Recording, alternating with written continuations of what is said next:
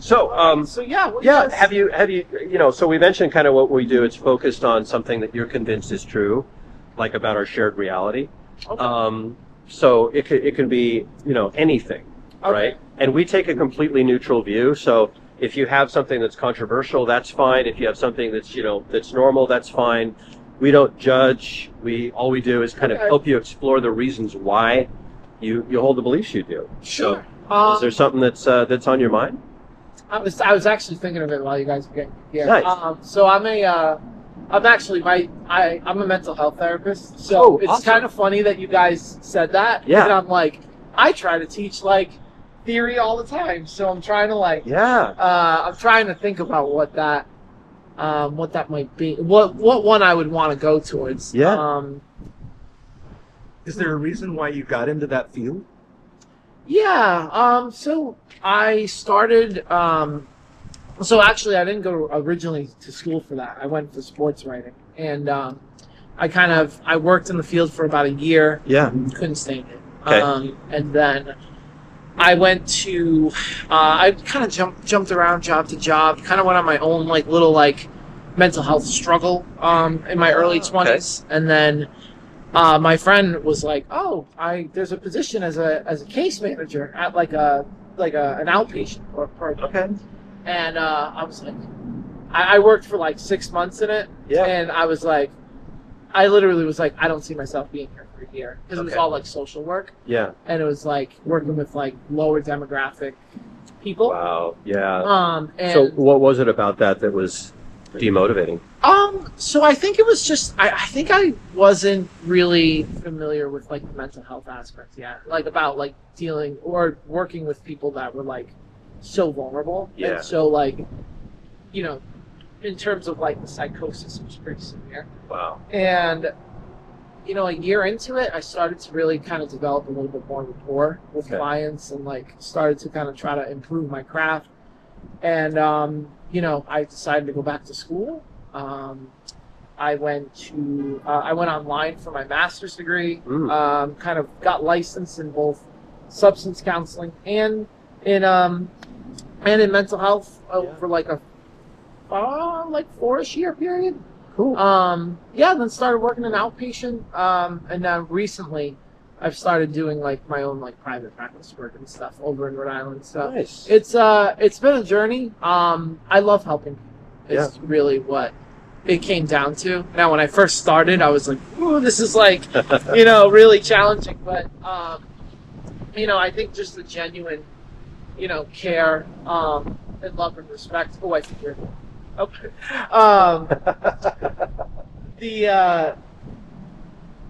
The genuine care for other people is just in trying to help other people grow. Yeah. Is really what just kind of keeps me going. Nice. So that sounds very motivating. Yeah, thank you. I saw it happen. I was like, ooh. Oh, yeah. Oh, okay. Would it help to have a rock against? Yeah, there's tons of rocks. I've got it up against this.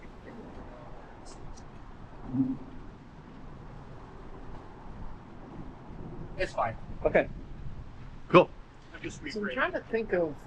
Yeah. So what's something maybe in that? What's kind of something that you believe is true that might drive your behavior, or because it sounds like you've got a personal passion that's kind of driven you into this or led you into this path. Yeah. So I think so. I didn't open up about this either, but I'm actually So I've been sober for 5 years. So it's congratulations. Thank you. So it's and that's a big part of my story too. Is kind of changing my relationship with that. Right. And kind of rediscovering myself. Okay. And it's recovery and being sober and actually being out here and changing my lifestyle has really been supportive for me. Nice. And a lot of my work has been able to be that relatability with others. Yeah, that's fantastic. So yeah, it's really it's a place in life that I'm really grateful to be in. Yeah. What was your path to recovery? Did you go like through 12-step, or did you go through some other kind of program? It's kind of interesting. I went to Yeah. So I dabbled in like AA and NA. Like, alcohol was was my biggest challenge, and it kind of it didn't really, like, I liked the meetings, but it didn't really click. Yeah. So kind of going through like the therapeutic aspect of it for me was like more relatable. Yeah. And this is probably like too much information, but it's whatever you're comfortable with. Like we're extremely grateful when people are willing to be vulnerable. Oh, of course. Share as much. As much as or as little as you like. I talked to I run IOP groups where I used to. Okay. And I'm pretty open about my story. Yeah. And I think there's this big thing where like a lot of times like people think that like in sobriety you have to have this like rock bottom moment before you change, right? Right. Where it's like, you lose like a house, you have to go to inpatient, you gotta like, you lose the family, health problems. And for me it was so different because I kind of went through this whole thing of like trying to have my cake and eat it too, in terms of like trying to control it. And there was this one day in 2020, and 2020 was a weird year for a lot of people. Sure. But I just looked in the mirror and hated the guy that looks back at me. Yeah. I was like, I was like, why is that? And I knew it was what I was doing with my body. Yeah. So in 2021, I finally like took the jump, made the change, like really kind of went through my own like kind of therapeutic journey. And and it's been really helpful. And I think like one of the big things I kind of preach in sobriety too is like not one shoe is going to fit everybody. In terms of like some people like AA, some people like NA, some people like SMART. Some people don't do meetings at all. Some people just find their grace through like therapy or through the support of their family or like changing their lifestyle. So it's kind of a combination of all that to answer your question. But it's I mean, it's 5 years have been amazing, and not always the easiest, but and I try to like take my story and really as like it's not like a big like celebrity story, but I try to take my story and just help other people change as much as possible. So it sounds like there's a lot of pathways to recovery. Yeah. Do you know of like a common denominator? Is there a common denominator? In terms of like, like each program or each path, like whether it's an AA program or if it's spending more time out in nature, or is there like a common denominator of all of those paths? I think that's a great question. I feel like I feel like there's two things. I think when the biggest one is change. I mean, you have to make changes in your lifestyle, and you have to make implementing that change. Well, I guess there's three parts. There's that. I think there's like acknowledgement and accountability, like honesty that like, okay, this has become insurmountable and I need to make the change, which facilitates it. And the other one, connection. I think developing a sense of connection to something, someone, changing your people, places, and things, just kind of, support this better way of lifestyle. I see a lot of people in my work that will like, get to like 30 days and like, kind of get over like the physical hurdle, right? Because a lot of that is what early recovery is. And then afterwards, it's like they step right back into that old lifestyle, right? They're not changing behaviors. They're doing like, they're still going to the same places to hang out with friends that aren't supportive, or they haven't like changed their job if that's not supportive, or their relationships are still not supportive. So that idea of like change and the idea of like acknowledgement and just acceptance and like connection with things that are going to support you, that's the biggest thing. Yeah. That's like the biggest thing that I try to preach, because a lot of times what disables somebody from doing, or I should say what prevents somebody from doing that is like the idea of like not taking steps to acknowledge and just being resistant, I think that's a lot of what causes people to kind of like stay in their old patterns, if that makes sense. Yeah. Yeah. It kind of makes me think of like the differences between an external change, Yeah. and an internal change, or like an extrinsic change versus intrinsic change. Absolutely. Yeah. Yeah. What can you talk a little bit about? Like, can somebody experience recovery with just one of those? I feel like they can. I feel like a lot of times, your internal is going to respond to the external, and like vice versa. How we interpret things in the external world, like, can be impacted by how we're feeling it internally. Our emotions, thoughts, and feelings are changing constantly, which kind of like leaks into our behaviors, right? How we respond, how we react. And I feel like this is kind of going on a separate pattern here, but I feel like what finally gets somebody to change is like whatever the biggest thing that is like jeopardized in life, right? Like, so you talk about somebody who finally makes a change in sobriety because their family said, all right, enough's enough. Yeah. Or, they lost their job. Like, what's that moment of change for somebody? And sometimes, to answer your question, sometimes it can be that internal thing. I know for me, like, in my story, it wasn't necessarily like I hit that proverbial change or proverbial moment where everything around me was like so challenging or so like, so severe, but it was more or less this like internal feeling of like discomfort based on where everything was and where I thought I should be. And it kind of sounds like maybe like an epiphany moment. Yeah, it doesn't have to be a rock bottom, but it's something that I think, and maybe this answers your first question when you guys started this, but I've always been a big believer that like in recovery and in sobriety, because I'll get the questions all the time from like clients where it's like, like, well, did you get did you get into a lot of trouble? Did you get your DUI? Did you like go to inpatient? Did you do that? And I'm like, no. I was like, I made the change because I recognized that it was self-destructive for me.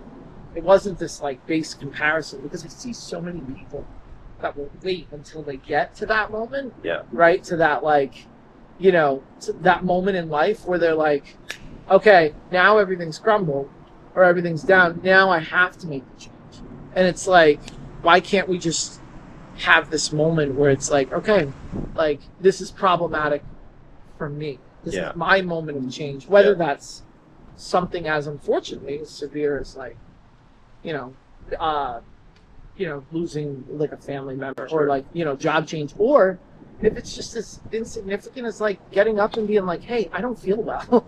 It's all of these different things. And I feel like, when everybody asks me like, oh, what was the big thing that happened that made you change? I was like, I looked in the mirror and like realized I couldn't stand the person that looks back at me. Yeah. And I was like, what's causing that?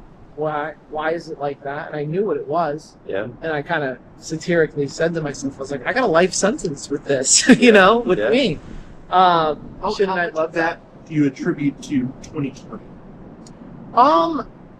I think if 2020 hadn't happened, do you still think that you would have had that internal desire to change? I think it gave me a lot of time to reflect on my change, and my alcohol use like really kind of increased over 2020.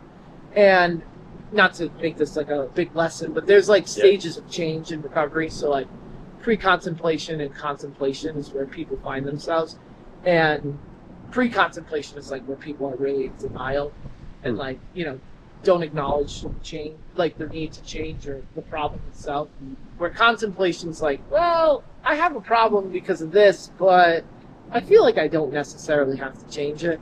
I was enrouted in that, for most of my 20s. And I think 2020 kind of gave me some time to really reflect and think and be like, ooh, like, because like people were working less, people were out less, like I got a lot more me time in terms of like thinking about me and thinking about my life and where I was.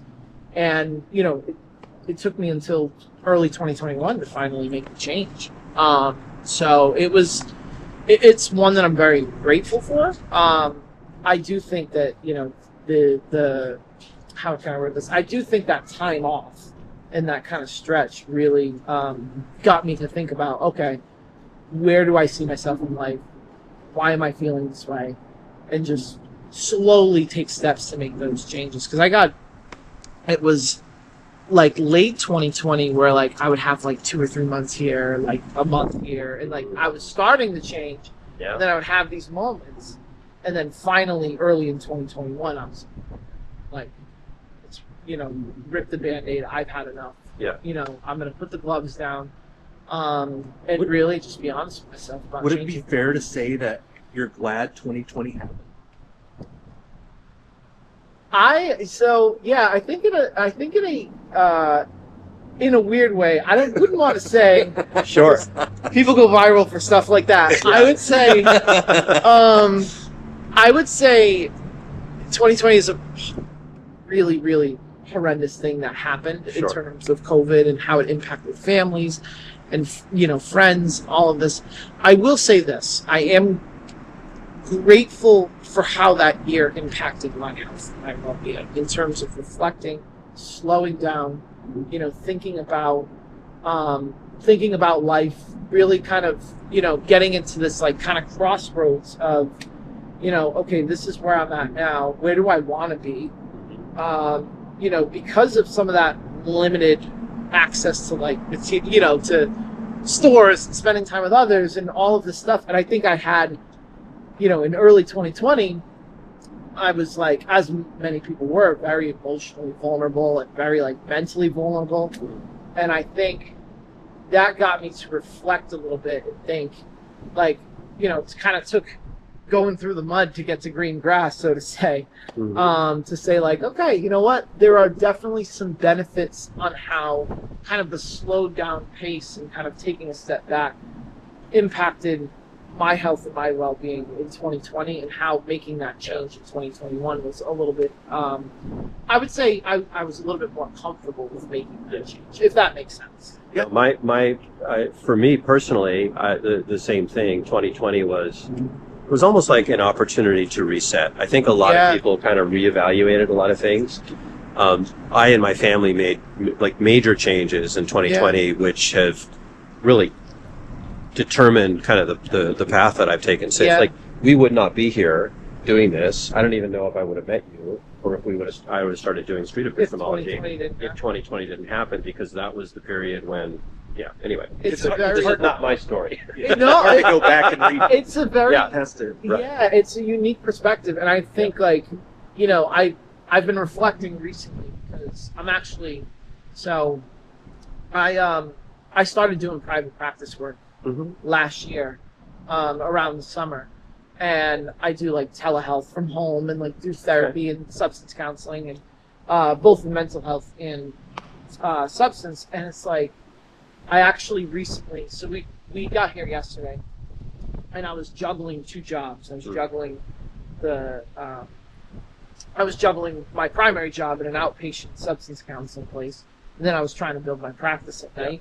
And it's interesting that we kind of led up to this point, and I was getting a lot of clients and all these things. My job was moving, and I was like, I'm gonna take the risk, right? It's like, so I'm going into that full time when I get back next week. Congratulations. Thank you. And it's, and I'm kind of I've been reflecting on a lot of this lately, and because like 5-6 years ago, my life was such, like, I guess like, I don't know, I was just lost, right? Yeah. And I feel like now, I always had the goal of like working independently mind when I really started to get into mental health and into being a provider.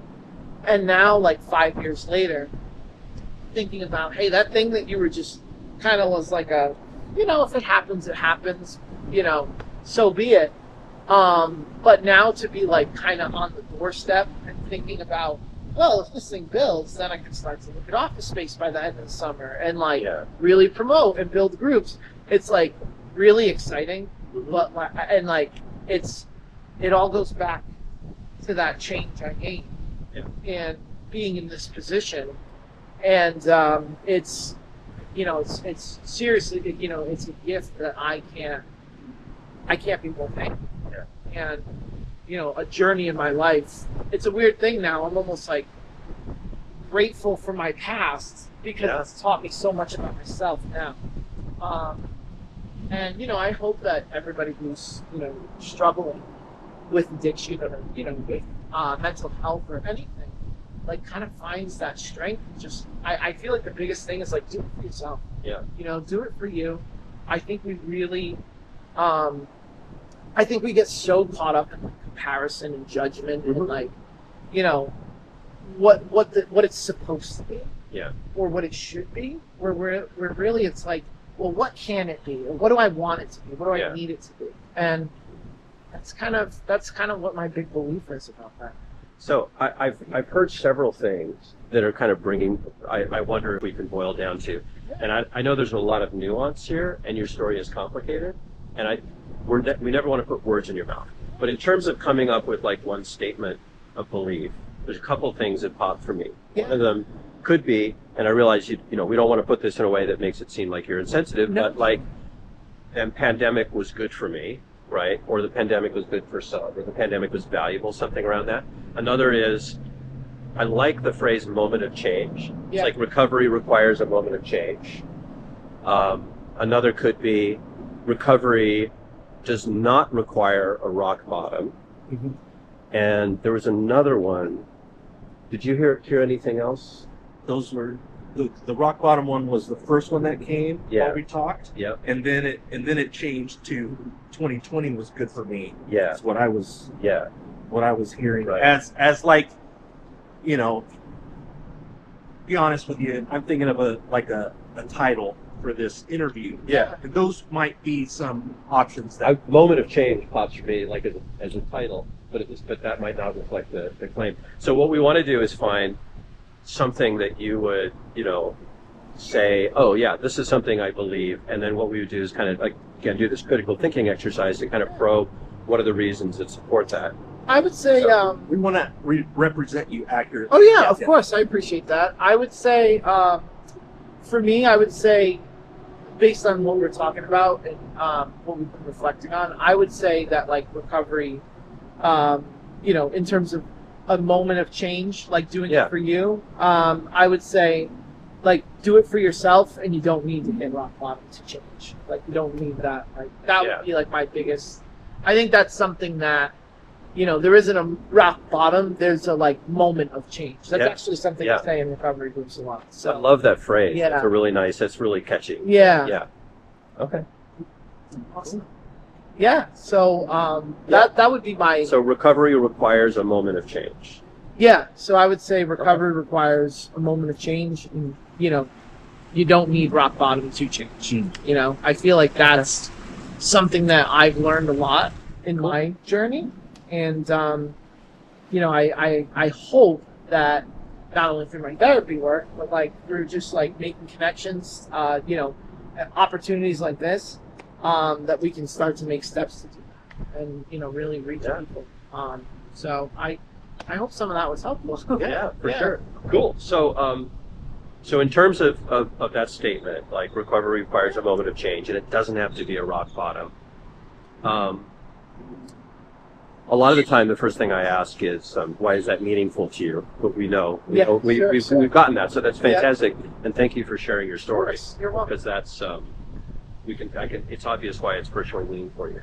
So, do you believe that that's just true for you, or do you think that's kind of universally true for people? I can understand it being unique to me because I've experienced it, but I believe that's a universal truth. Okay. I believe that, everybody's different. Yeah. That everybody can, some people have to go hit that metaphorical rock bottom to change, or, to go through those things. And that's really like determined by an individual basis.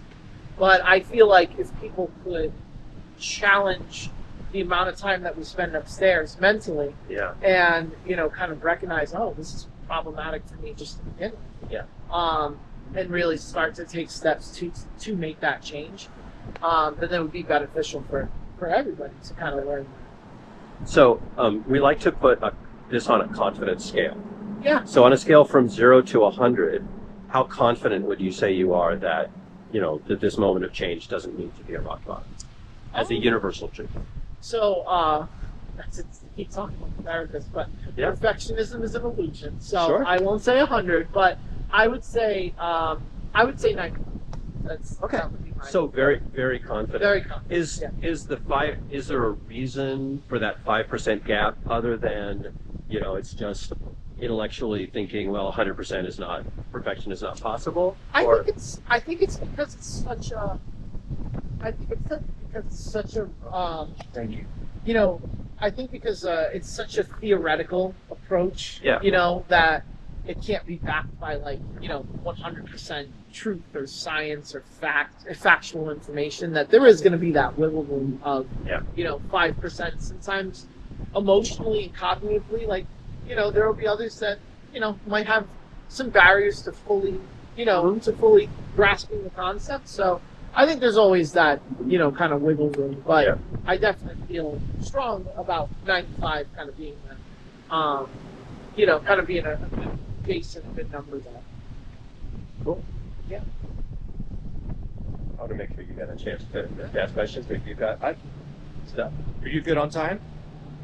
Yeah, I think so. I think I'm supposed to meet my wife at 1:45. We're supposed to go to the beach, but she hasn't texted me yet, so I think we're okay. So, what would you say is the main reason that supports your 95% confidence? I would say the main reason. I think it's a mixture of.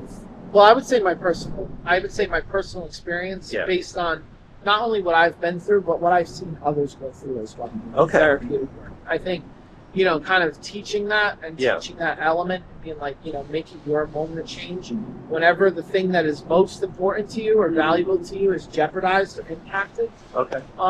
Make that change. So have you used this concept with clients? Yes. Yeah. Okay. Yeah. So you've got some personal experience, you've got some observation of others, but also you've kind of, it's almost like a test, right? So you have a hypothesis and maybe I'm overreaching. I don't want to put words in your mouth. Sure. But it kind of you have this hypothesis that this moment of change is important, and maybe you've worked with that with clients. Yeah, I would say, I think it's been, not to, I haven't had a structured, say research or whatnot, but I feel based on my clinical analysis and kind of evaluation and assessment while I'm working with clients, I have seen how that kind of impacts that individual. Because a big thing is sometimes I'll get referrals for someone who has a DUI, right? Yeah. And they're like, well, I don't really have a problem. Yeah. And it's I can control my drinking. Okay, I can control it, right? And I'm what, and then I try to use motivational interviewing to really kind of gauge okay, what would your life look like without substance? Or has it ever has it ever caused a barrier or an issue for you in your life? And there are those moments where they start to get oh, this is how it impacts me. This is how it and gaining that awareness, I have seen it, where they're okay, I'm going to make the change because I want to comply with treatment, but and I practice early gratitude for notice what you notice, or Nice. Do you feel better? Do you have clarity? Do you feel healthier? And sometimes, not all the time, but sometimes people continue to make that change even afterwards. So, which is something I'm really grateful for. Would you say that based on your clinical work, that this concept or this method has been 95% effective for your clients? I would say probably more closer to 75. Okay. Just because Interesting. Yeah, I think there is that gap that sometimes and a lot of different conditions will change it. Sometimes people's diagnoses will really like kind of impact their ability to kind of work through like cognitive behavioral therapy and like, you know, some of those interventions. But I would also say that that 75% is also based on like, you know, unfortunately, you know, there's a high rate of, you know, relapse and in recovery. And I feel like sometimes if somebody is, you know, actively using or lapsing and like kind of not having that consistency, then that concept is really kind of a little bit more challenging to grasp as well. So, or to really fully commit to, I would say. So, are you comfortable with having your confidence at 95% when your experimental basis is 75% effective? I believe so. I mean, I feel like I would love it to be, you know, 100 on both ends. But I feel like one thing that I definitely have learned in therapy and in my work is that like, you know, you like, despite everything that I teach and try to, you know, there's 2 E's in therapy that they always teach you is educate and encourage. You're not, you know, responsible for, you know, making that person, you know, change or not change, or, you know, especially in recovery. And I feel like, you know, I think having that room between the 95 and the 75 is like kind of like just that acknowledgement of like, you know, human learning and human error in this idea of it. And also like kind of just taking it aside to say, hey, if somebody doesn't, you know, everybody's different, you know, and everybody's going to think of something differently. And because my, you know, belief is not what this person might believe, then like, you know, obviously I wouldn't be like, you're wrong. I would be like, why? What makes you think that? And like try to just gain that perspective and, you know, really work together on some of those things. Is there a way that you could maybe put a more rigorous scientific backing on this, or is there some way that you could kind of increase your confidence in your numbers so that you're, you know, more certain about at least about your level of confidence? Yeah, I feel like as I continue like to work through like interventions and like, you know, continue to work with clients, like really starting to grasp or get to know, like really starting to monitor like the level, like the amount of change that person's eliciting.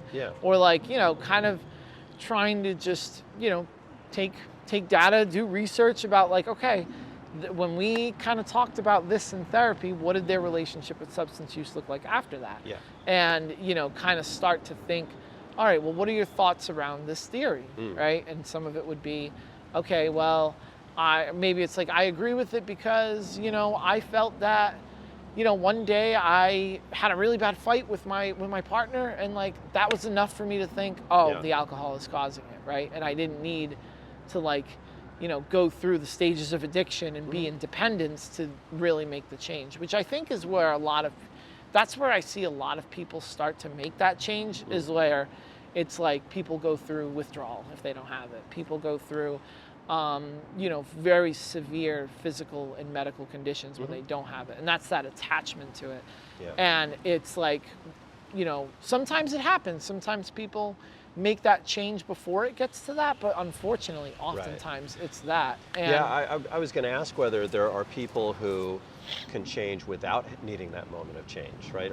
Is there a percentage of people who kind of get there on their own?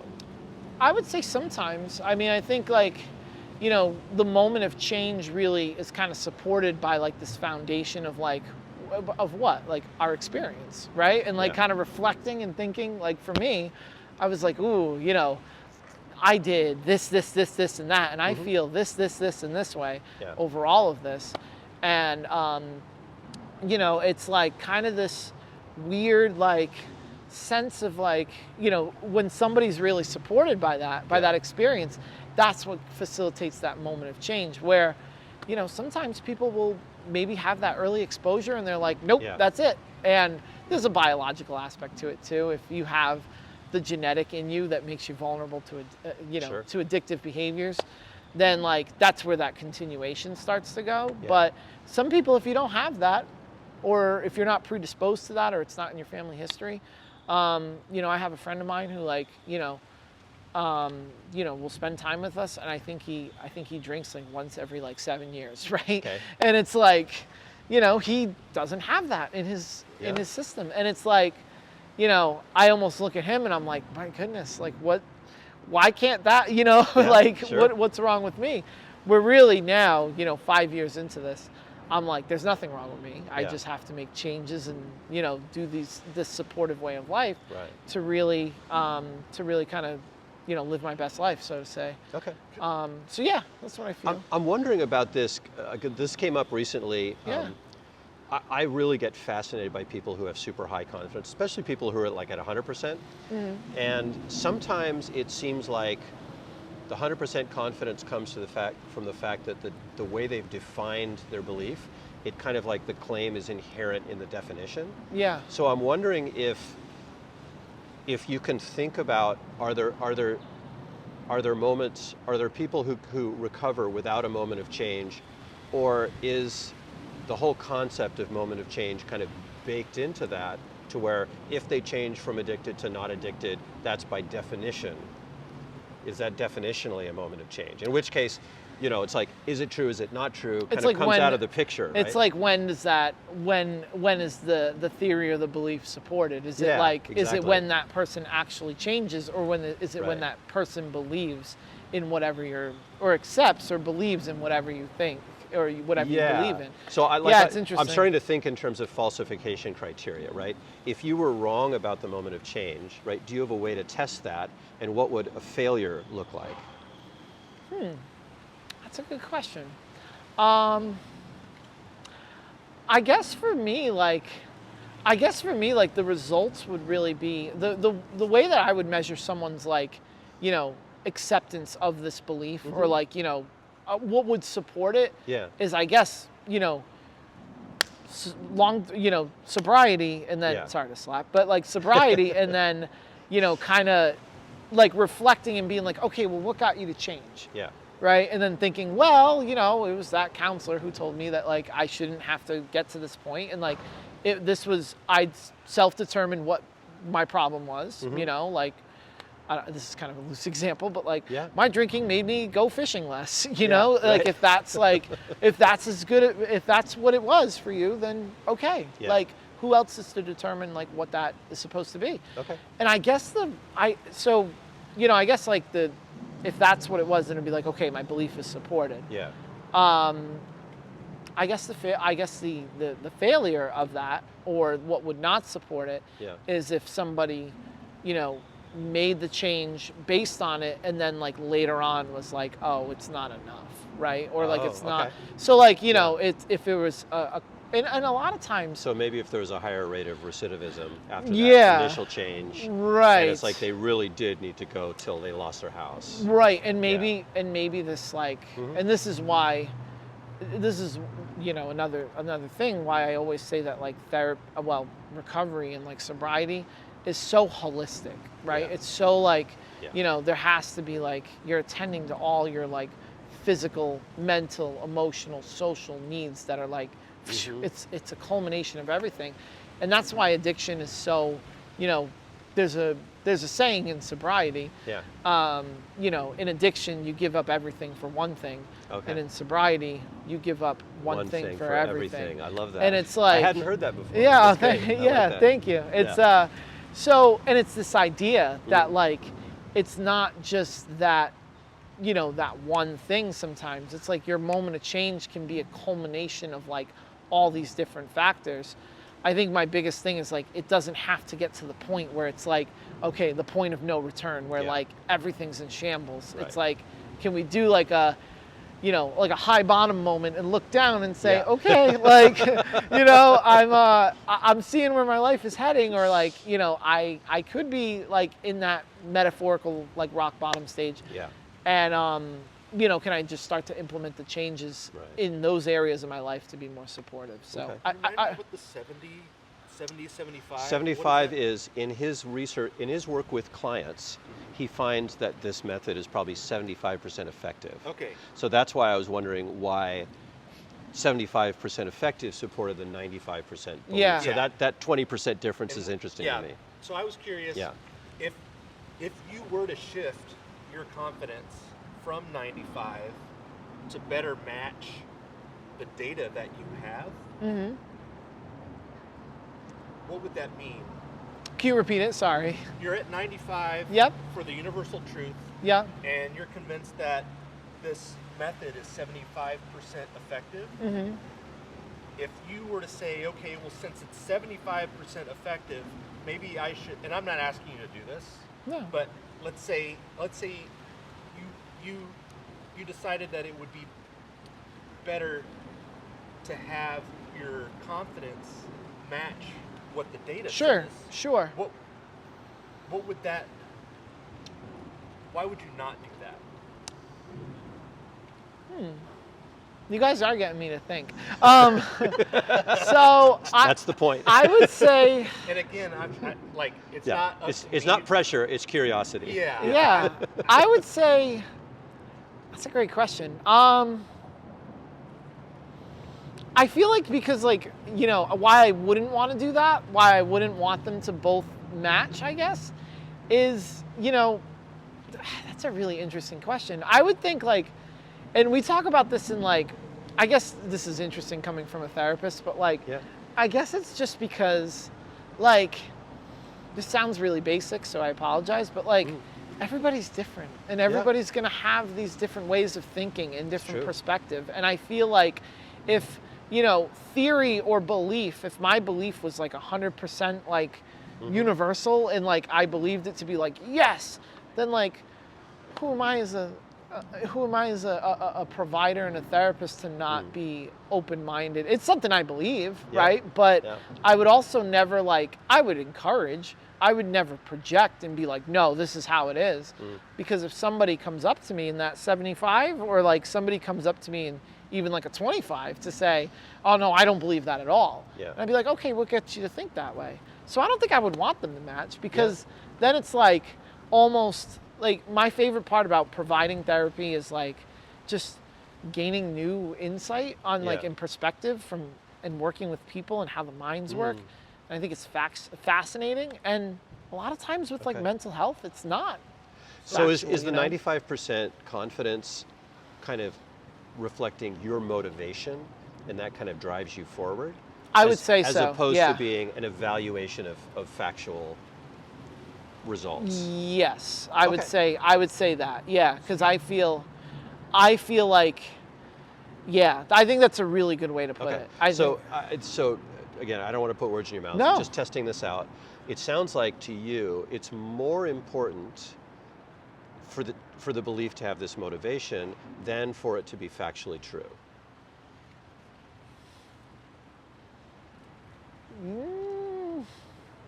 Yeah, yes. I think it's almost I don't want to say a manifestation, but I feel it's an affirmation. It's an affirmation and a thought process that if you could have, if you could have the support of it, if you could have the mindset going into it, then your recovery would be a little bit easier to manage. So I feel because it's not it's almost not, it's not if we were doing this interview and I was hey, the world is flat, right? And we're okay. We've had those conversations. I'm sure you have. And but that can be supported by or not supported by what someone perceives to believe to be factual evidence, right? Hey, I'm not falling right now, so I'm grounded. So it's flat, right? I'm not going to get into that, but because it's round. But but I think but the whole thing, gravity's a hell of a thing, but gravity, it's a hell of a drug. Yeah, right. And I feel right. Talk about rock bottom, right? But I feel in therapy and in terms of the human mind, it's so, you go back to Socrates and Aristotle and these founding fathers. You really have it's all concept. It's all perception and how you look at the world. So I feel it's human experience is what makes you believe or makes you feel something. And then you try to teach and educate and encourage. And there is going to be that there is going to be that 75 or 25 where they're I don't really get it. And I'm all right, well, can we look at it this way? So yeah, I feel I don't go to a board and say all right, these numbers say, that the moment of change is like, more self-determined than it is like a rock bottom point, where it's more like, this is what I think, or this is what I believe, and like, what are the thoughts or what are the things that like support what I believe, and can you look at it from that perspective? And if somebody doesn't, then, I know you have to get to the family. Are you okay with one more question? No, or of course. Did you have another question too? She hasn't called yet, so we're good. I just want to rephrase so that I understand correctly. Yeah. You don't want your confidence to match the data because everybody's different. I feel like that's pretty supportive, because I don't want like two people to, like, I would love for someone to believe in what I believe and see it and facilitate change. I would love that, right? But that's not my job, right? My job is to try to encourage people to see things differently and look at their own lives differently to go forward. And I feel like the two things coming together, support this. I feel like people are going to be different, and people are going to be like, well, this is why I believe in what Justin is saying. Mm-hmm.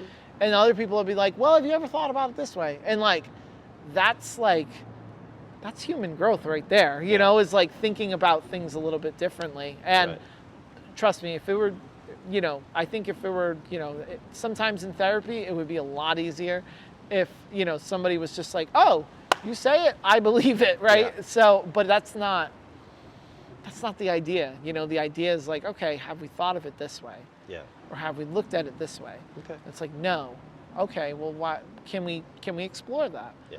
And I feel like because people are different, because people have different experiences and different upbringings, and the human mind is conditioned to believe certain things or to not believe in certain things, I feel like a culmination of that is like what brings people together to say, okay, like, can we kind of problem solve? And like, maybe those things help someone to look at my belief and be like, okay, like, yeah, I can see it that way. Yeah. Maybe it doesn't, So I feel like, because even if you like, I'm sorry to go on this rant, but even if you like open a book to like, Aristotle or like Socrates and all of the, like these big, like, or Freud, like these big, like, big people in psychology and in philosophy, like, someone's gonna, someone might look at it because it's in a book or because like it's a big name. They might be like, oh yeah, that's a truth. But really,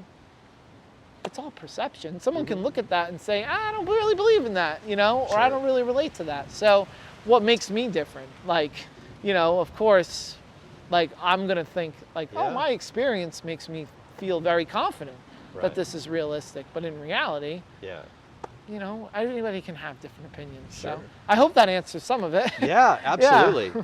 Gosh, now that makes me want to go down there's a whole bunch of stuff. It's like the Hydra where you cut one off. I know. Back. The thing I was going to ask, which again, I don't want to take up forever, but just let's say you did a longitudinal gold standard double-blind study, right, on this, and the results that came back basically contradicted what you're saying. It basically said, nope, the whole moment of change thing, like it doesn't exist. Yeah. What would that mean for you in terms of your confidence in the way you approach this? I think I would still have the belief that I have because of what it did for me. Okay. Because we personalize things and we reflect. Because that is what helped me. It's like I didn't get to that moment, and it's like, okay, now I'm standing here 5 years later, and I'm very happy, and I'm very content with my life. And sometimes having that approach has put me in this mind, that's what it was. Yeah. It was like, okay. And I've reflected on that. If it wasn't supported, but so if you found out that you were part of a 5% minority, that would not reduce your confidence that this is a universal truth? I think it would a little bit. And like I said, I think I would still believe that that's what worked for me. But in terms of the universality, if that's a word, I feel like I would be like, okay. Like it's supported by logic. You're open to shifting. Yeah, I think so. I think that's That's therapy 101. So, you know, being open-minded. Do you think if you hadn't had that personal experience, you would have lower confidence in this? And if you just had the observational evidence? I think so. I mean, that's a fair assessment. Okay. But I feel like, because like it's kind of a catch-22, because I went to, what got me to be sober was like, this concept or this idea that I reflected on like 2 or 3 years into my sobriety, being like, hey, I didn't go through all those things. Yeah. But like, I recognized that it was problematic for me. I went on, binges and all of this and like took it to the extreme. And like the other aspect of this is like I grew up around, there's no wood around, but I grew up around 2 uncles who are in long-term sobriety now. Mm-hmm. And, a big thing that like got me to not change sooner was like one of my uncles, I won't share his whole story, but like really went through like the ringer in terms of like his recovery. Yeah. And, I saw him go in and out of inpatients, medical conditions, like the metaphorical rock bottom. I saw that. Yeah. And what that did to my own sobriety or need for sobriety was I rationalized till the cows came home. I was like, well, I'm not there yet. I got a college degree. Like, like I did whatever I could to like try to help maintain control of it. And I feel like that, like a combination of all that makes me believe this truth here, right? So I feel like if I didn't have this experience or if I didn't see my uncles like go through their own sobriety, I think it's a fair point that I wouldn't, maybe it's something I don't even think about. Mm-hmm. Maybe it's something that doesn't weigh on my mind where, and by the way, you guys do a fantastic job because all of this, I was standing here fishing and I'm like, what am I going to talk about? And like, you guys just, so obviously this weighs on my mind. Are you still at 95? I go to 90? No, I think. Yeah, absolutely. It's up to you. I think your confidence can go up, right? So I think 95 is like, I think the 95 number is like individually, like, okay, this is what I believe. But then you open it up to the world. Sure. And I'm like, do I think everybody believes that? No. But do I think everybody... No, but do you think it's true for everybody? Yeah. I think it could be true for everybody. I think it could be taught to everybody to look at it that way. And I guess that's one of, and many other reasons of what drives me in counseling too, is like that opportunity to try to help people, to try to educate and encourage and all of that stuff. So I feel like, it can be taught, and it, maybe that's where like, I feel like right now, I feel like in my work, it's like 75 because I work with it, I try to teach it. But I feel like universally, if we're looking at a universal perspective, I feel like the number's probably very low. It's probably like, I would say like,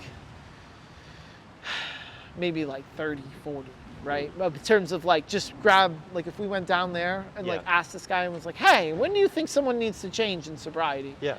And they'd be like, well, did they go to detail? Oh, sure. I would say that's probably like, 80% of the population. But I guess that discrepancy in the numbers is what drives me to try to help people, right? It's like, trying to teach and encourage. So nice. Yeah. Cool.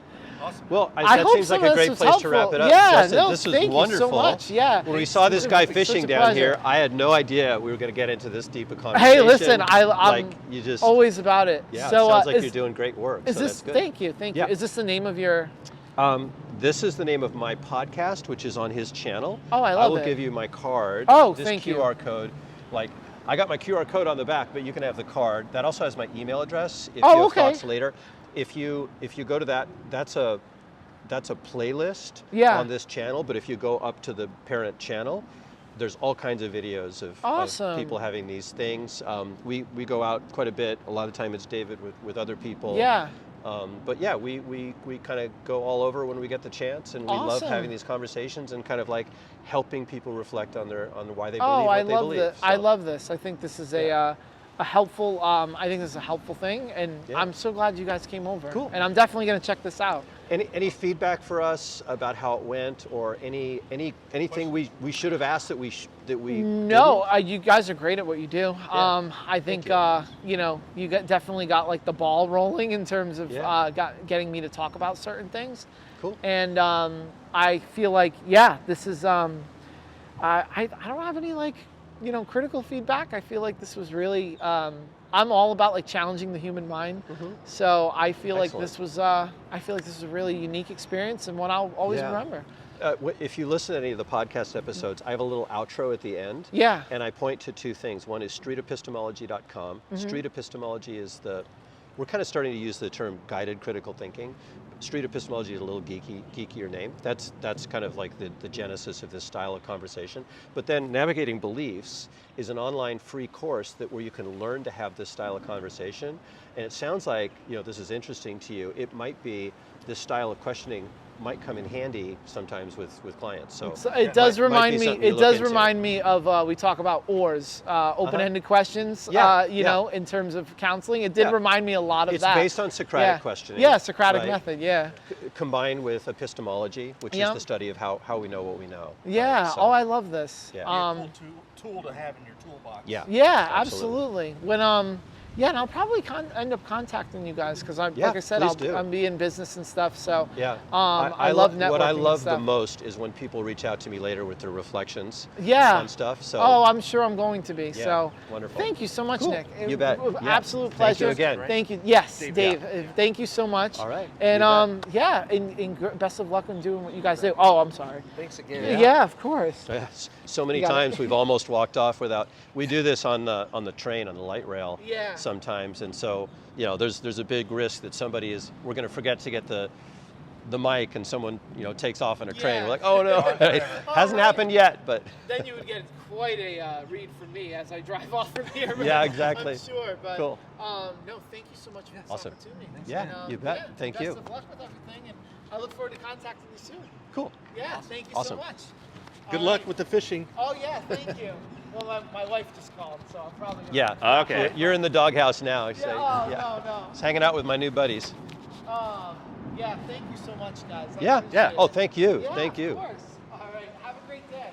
You too. Thank you. This is still rolling if you want to do a debrief. Sure. In the sun, maybe? Yeah. Take care. I like that idea. And there's new people down there too. So maybe we can go afterwards and get a... Maybe over here. Yeah. Here. I am constantly amazed at how people that you just don't expect are going to, just everybody just has this depth within them, right? That you get during these conversations. So, when I initially talked to him, there's a first impression factor.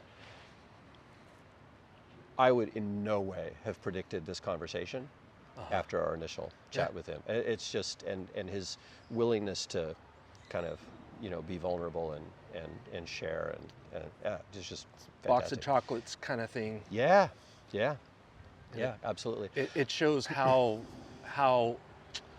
inaccurate our prejudgments can be. Absolutely. The thing about the gap between his 95% confidence and the 75% reliability totally plays into confirmation bias with my hypothesis about 100%ers and what that means. Yeah. He wasn't 100%, he was reserving some room. But, my hypothesis is that, and I like Mike's idea too, which is that, sometimes you bake the claim into the definition. That's a really powerful thing that I want to explore. But, I have this hypothesis, especially with people with religious beliefs, that 100% is an affirmation. They're like, I'm using this to make myself a better person, and not, I believe this is true. So it's not an evaluation, it's a statement of intent. Yeah. And I find that a lot. And I've started to ask that question specifically, and people tend to, again, I don't know if that's confirmation bias on my part, but it seems or if it's to like play leading out. them Right. It may be a leading. Giving them the okay to be that high. Sure. Now that I have this other idea that you Yeah. gave me, maybe. Yeah. But it's good. Maybe. I think it's good to distinguish. Yeah. This is your confidence that this statement is accurate. Right. Versus, I'm using this to motivate me. Yeah. Yeah. Indeed. Cool. Any other thoughts from your perspective? No, I thought that was good. Cool. How do you feel about the 2-on-1? Well, I was kind of hoping that you would chime in more. I was kind of expecting to kind of more. I was even willing to let you kind of take point on that one. But I mean, I'm happy with the way it went. Yeah. I didn't feel like that. I felt like it was more me than anything. But I liked when you chimed in. Yeah. All right. Bye, guys. See ya. Take care. Thank you again. That Yeah, was awesome. you bet. Sorry you didn't catch anything. Oh, it's all But right. maybe- I got the whole week. So. Maybe later in the week. Yeah. Yeah. It's supposed to warm up, so. Yeah, so that's what they told me, that the bite has slowed down significantly. Yeah.